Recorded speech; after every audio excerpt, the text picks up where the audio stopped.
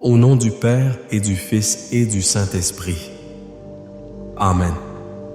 Bonjour ma famille prophétique, bonjour à toi qui te connecte en ce moment même. Je bénis le Seigneur pour ta vie, je bénis le Seigneur pour ton cœur qui a soif de sa présence. En ce moment même, avant même de commencer, je veux que nous nous placions sous une protection divine. Père céleste, au nom puissant de Jésus-Christ, ton Fils bien-aimé, nous venons devant ton trône de grâce. Et je déclare en ce moment même que le sang précieux de l'agneau, le sang qui a coulé à la croix du Calvaire, nous couvre entièrement. Je te demande, Seigneur, de couvrir chaque personne qui écoute chaque foyer représenté. Couvre ton esprit, couvre tes pensées, couvre ton cœur, couvre ton corps, couvre ta maison, tes enfants, ton mariage, tes finances. Qu'il y ait une bulle de protection divine, un dôme de feu autour de toi impénétrable par l'ennemi. Toute flèche enflammée de l'adversaire, toute parole de malédiction, tout plan des ténèbres contre ta vie, je le déclare maintenant nul et sans effet brisé au nom puissant de Jésus. Saint-Esprit, nous t'invitons. Viens, Esprit de Dieu. Prends le contrôle de cet instant. Ce n'est pas mon temps, c'est ton temps. Ce ne sont pas mes paroles, ce sont les tiennes. Viens et touche les cœurs. Viens et révèle le Père. Viens et glorifie Jésus. Nous te donnons toute la place. Je sens très fort dans mon esprit en ce moment qu'il y a des personnes qui sont connectées et qui sont paralysées par un esprit de peur. Une anxiété qui te ronge, qui te vole ton sommeil, qui te fait imaginer le pire scénario pour ton avenir, pour ta famille, pour ta santé. La parole de Dieu déclare dans 2 Timothée chapitre 1 verset 7 : Car ce n'est pas un esprit de timidité que Dieu nous a donné, mais un esprit de force, d'amour et de sagesse. Alors, en cet instant, par l'autorité qui m'est donnée dans le nom de Jésus, je viens contre cet esprit de peur, cet esprit d'anxiété, cet esprit d'angoisse. Je te lie et je t'ordonne de relâcher l'esprit, l'âme et le corps de mon frère, de ma sœur, maintenant. Lâche tes pensées, lâche son cœur, lâche son estomac. Je déclare sur toi la paix de Dieu qui surpasse toute intelligence. Reçois cette paix maintenant au nom de Jésus. Je déclare la liberté sur ta vie. Je déclare que les chaînes de la peur se brisent en cet instant même. Reçois-le par la foi. Amen. Famille prophétique, quelle joie de vous retrouver. Si tu ressens déjà la présence de Dieu, écris un grand Amen dans les commentaires. Laisse-moi savoir que tu es là, que ton cœur est ouvert. Appuie sur le bouton « J'aime ». C'est une manière de dire à l'algorithme que la parole de Dieu doit être propagée. Abonne-toi à cette chaîne pour ne manquer aucun de nos temps de prière et d'enseignement. Et fais quelque chose de prophétique aujourd'hui, partage cette parole à 7 personnes. C'est le chiffre de la perfection divine.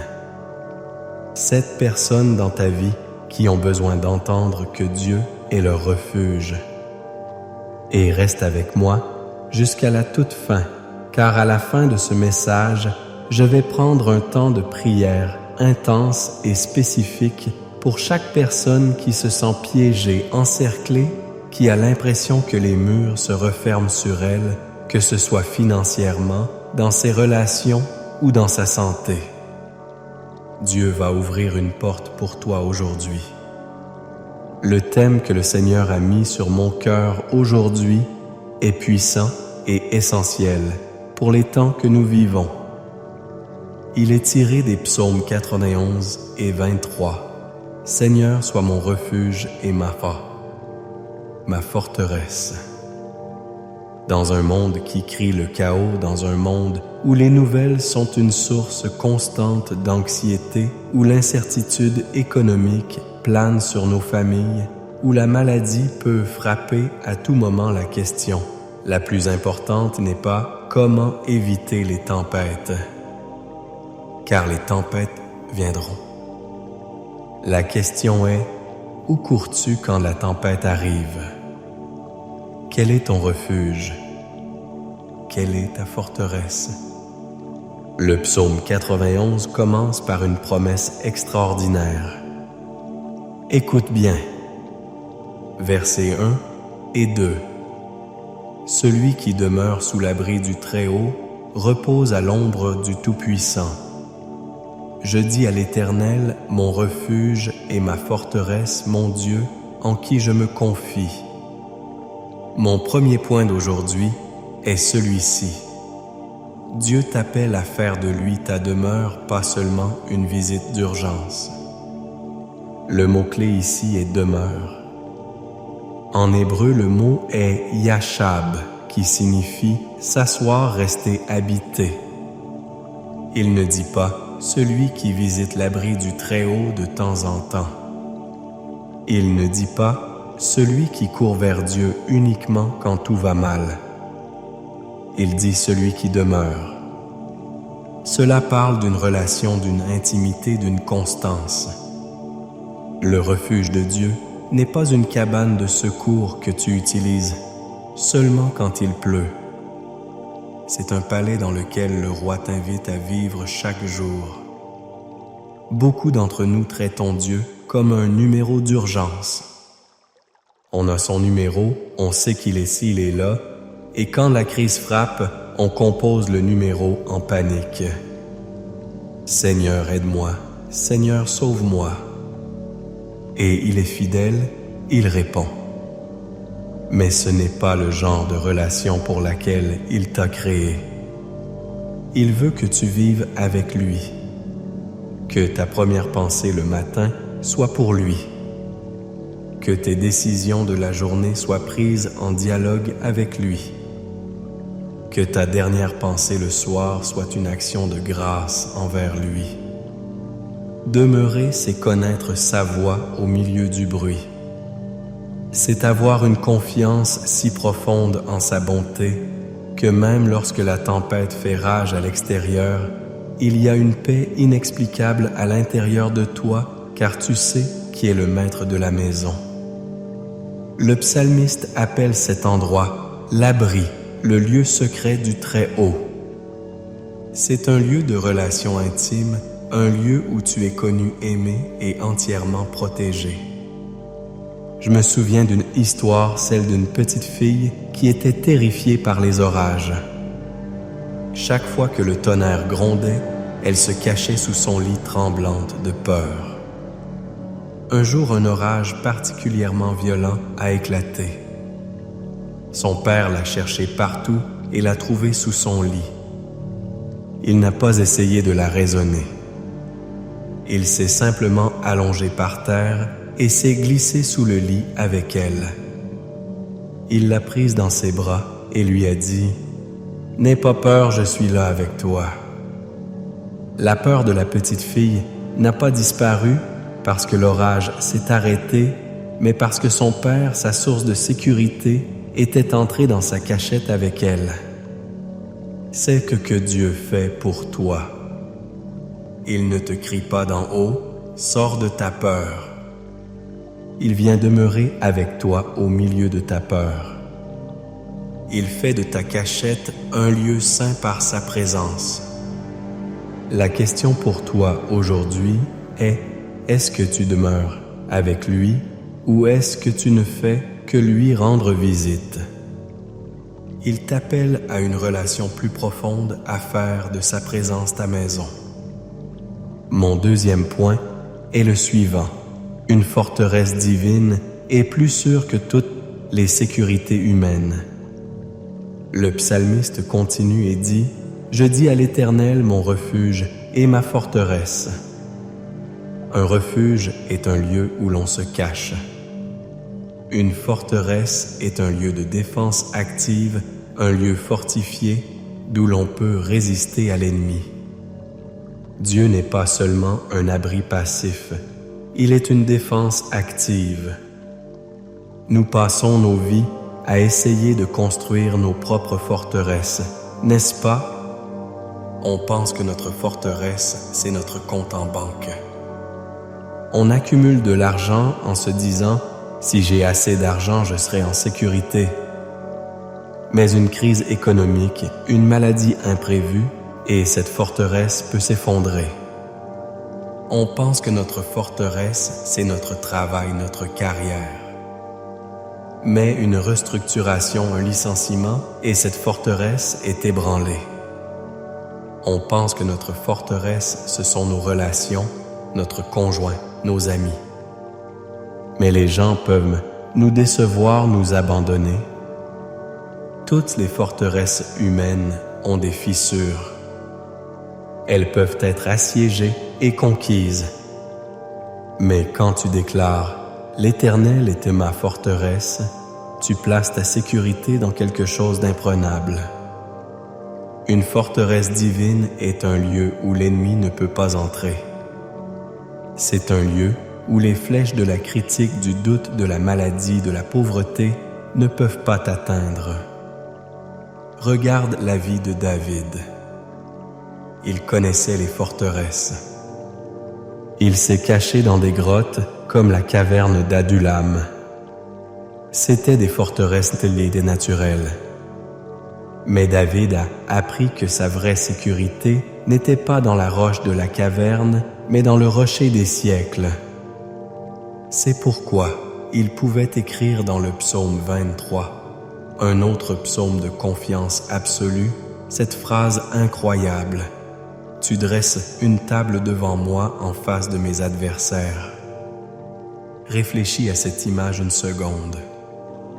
C'est l'image ultime de la forteresse. Dieu ne te sort pas toujours de la présence de tes ennemis. Parfois, au milieu de la bataille, en plein territoire ennemi, alors que tes adversaires te regardent plein de haine et d'envie, Dieu dresse une table de banquet pour toi. Il te fait asseoir, il t'honore, il te nourrit, il te donne à boire jusqu'à ce que ta coupe déborde. C'est ça la forteresse de Dieu.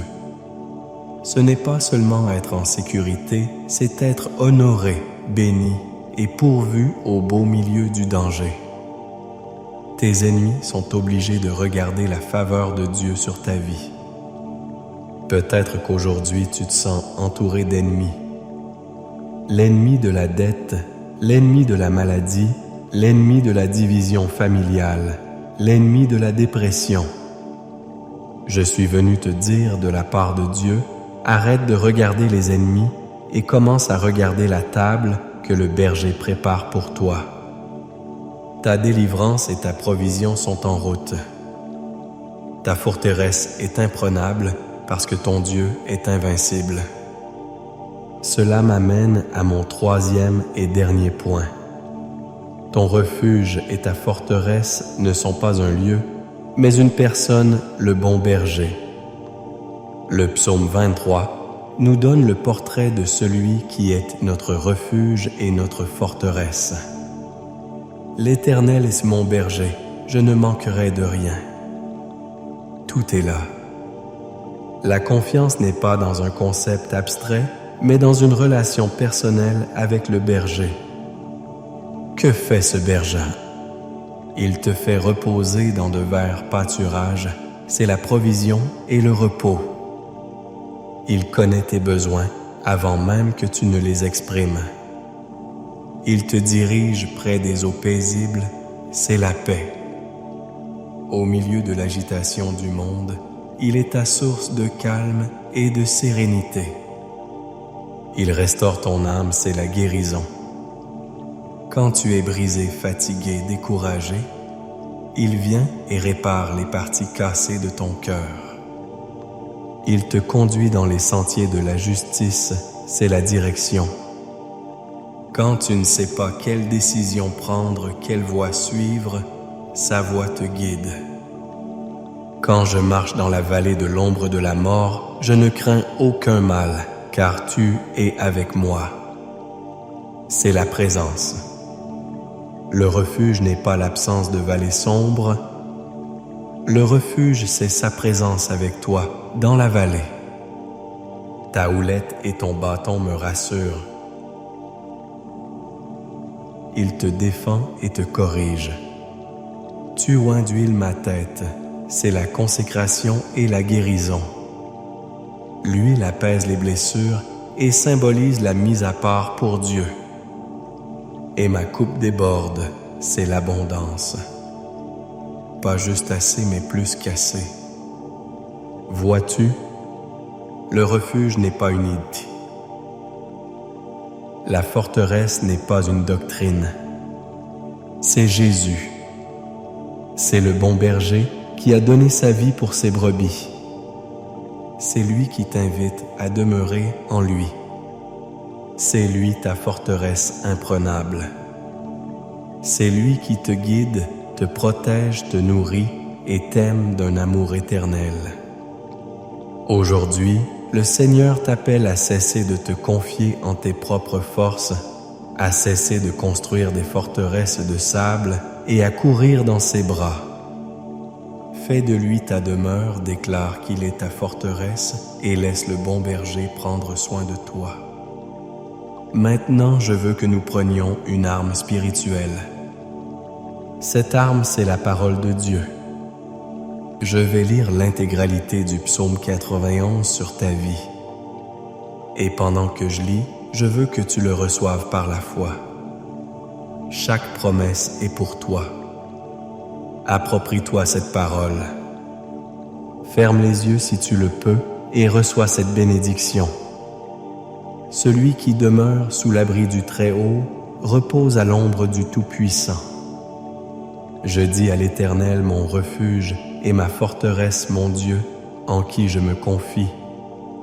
Car c'est lui qui te délivre du filet de l'oiseleur de la peste et de ses ravages. Il te couvrira de ses plumes, et tu trouveras un refuge sous ses ailes. Sa fidélité est un bouclier et une cuirasse. Tu ne craindras ni les terreurs de la nuit, ni la flèche qui vole de jour, ni la peste qui marche dans les ténèbres, ni la contagion qui frappe en plein midi.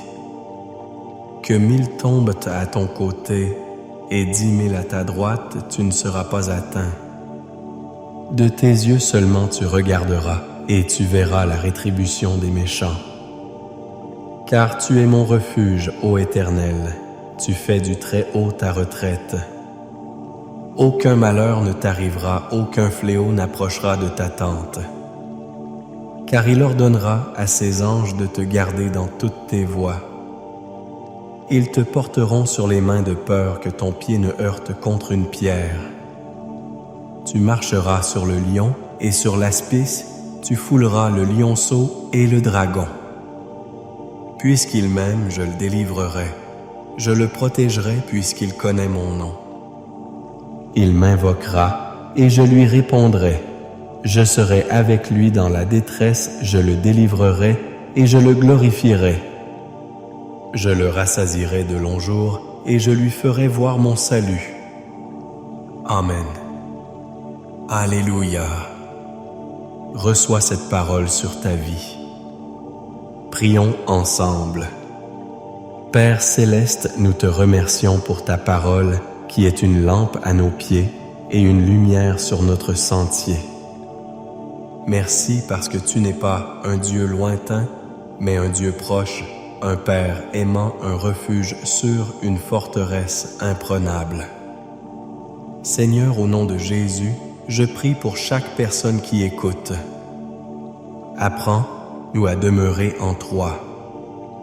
Pardonne-nous pour les fois où nous ne faisons que te visiter dans l'urgence. Crée en nous un désir, une soif de ta présence quotidienne. Que nous trouvions notre plus grande joie à simplement être avec toi, à reposer à l'ombre de tes ailes. Père, nous démantelons aujourd'hui toutes les fausses forteresses dans lesquelles nous avons placé notre confiance. nous nous repentons de nous être appuyés sur l'argent, sur les hommes, sur notre propre intelligence. Et aujourd'hui, nous faisons une déclaration de foi. Tu es notre seul refuge, tu es notre seule forteresse. Nous plaçons toute notre confiance, tout notre avenir, toutes nos peurs entre tes mains. Et maintenant, Père, comme je l'ai promis, je veux prier pour ceux qui se sentent piégés, assiégés. Pour celui ou celle qui regarde ses factures et qui a l'impression que les murs de la dette se referment sur lui. Pour cette femme qui se sent piégée dans un mariage sans amour. Pour cet homme qui se sent encerclé par la dépression et le désespoir. Pour cet étudiant qui voit un mur d'échecs devant lui. Père, au nom de Jésus, tu es le Dieu qui ouvre un chemin là où il n'y en a pas. Tu es le Dieu qui a ouvert la mer Rouge. Tu es le Dieu qui a fait tomber les murs de Jéricho. Et je déclare maintenant sur la vie de ton enfant que les murs qui l'emprisonnent commencent à trembler. Je commande à tout mur de limitation, de stagnation, de frustration de se fissurer et de tomber maintenant au nom puissant de Jésus. Je libère une onction de percée. Ouvre une porte que nul ne peut fermer. Libère une provision surnaturelle. Là où il y a le manque, je prophétise l'abondance. Je brise l'esprit de dette et je libère l'esprit d'abondance et de faveur financière au nom de Jésus. Je prie pour les familles. Père, sois le refuge de chaque mariage. Là où il y a la division, amène la réconciliation. Là où il y a le froid, ramène la flamme du premier amour. Je couvre les enfants de cette famille prophétique. Protège-les à l'école, protège-les de l'influence du monde. Ramène à la maison les fils et les filles prodigues au nom de Jésus. Je prie pour la santé. Pour chaque corps atteint par la maladie, la douleur, l'infirmité. Ta parole déclare que par les meurtrissures d'Iaïe de Jésus, nous avons été guéris. Alors je libère cette parole de guérison maintenant. Que chaque cellule, chaque organe, chaque système s'aligne avec la parole de Dieu. Sois guéri, sois restauré au nom de Jésus. Et enfin, je prie contre l'ennemi de nos âmes. Je lie tout esprit de dépression, d'anxiété, de confusion, de suicide. Je vous ordonne de quitter les pensées et les vies du peuple de Dieu. Et je libère sur vous la joie du Seigneur qui est votre force, la paix qui surpasse tout et un esprit de clarté et de sagesse. La victoire est ton partage. La faveur est ta portion. La bénédiction est sur ta vie. Et maintenant reçois cette bénédiction finale. Que l'Éternel te bénisse et qu'il te garde. Que l'Éternel fasse luire sa face sur toi et qu'il t'accorde sa grâce. Que l'Éternel tourne sa face vers toi et qu'il te donne la paix.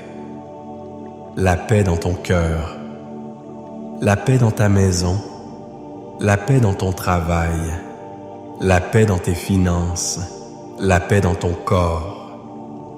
Va dans la paix et la puissance du bon berger, sachant que tu demeures pour toujours dans le refuge imprenable de ton Dieu. Au nom du Père, du Fils et du Saint-Esprit. Amen et Amen.